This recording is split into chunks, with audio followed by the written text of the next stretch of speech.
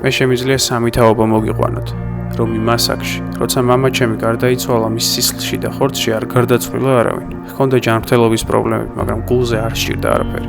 პირველად მის გულზე ხელი დავინახე, როცა მაგავებდნენ. მას თავის ცხოვრებაში არავისთვის არაფერი დაუშავებია.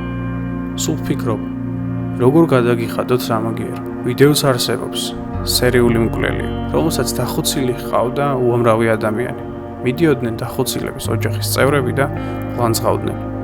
ისინი ისე უყურებდნენ, როგორც მანიაკს და შეშლილს. შემდეგ გამოვიდა ერთი სასულიერო პირი და უთხრა მიპატიებიაო და ჩამოიშალა ყველაფერი. ჩემთვის თქვენ ხართ მანიაკები, მაგრამ არ ვაპირებ არ გაპატიოთ. მოვა დრო მოსამართლიდან დაწყებული, იქ რომ ბიჭიზის, სხდომის მდივანი და ჰქონია არაფერ შუაშია. პასუხს აგებთ. იცოდეთ რომ მაგაში დამნაშავეები თქვენ ხართ. გინდათ მოგიყვეთ როგორ მოგდავა ჩემ. ციხეში გავიგე რომ ჭიშკართან პოულობენ მამაჩემს მკვდარს.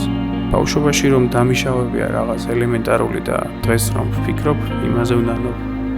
თქვენ არ გაგაჩნიათ რაიმე გრძნობა. ხალხს მინდა მადლობა გადაუხადო. მე არ მინახავს, მითხრეს. ძალიან მიხარია, რომ თქვენაირი ადამიანები ბევრი არიან ამ ქვეყანაში. ესიც ძალიან მიხარია, რომ ვიცხოვრე ისე, რომ დავიმსახურე ეს თანადგომა.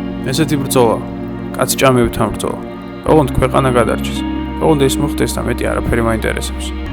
ეჭვი არ მეპარება, რომ ეს ყველაფერი დამთავრდება ისე როგორც ჩვენ გვინდა, მაგრამ ეს ქვეყანა მეწოდება, რომელიც ამოსათრევი გაყოლება.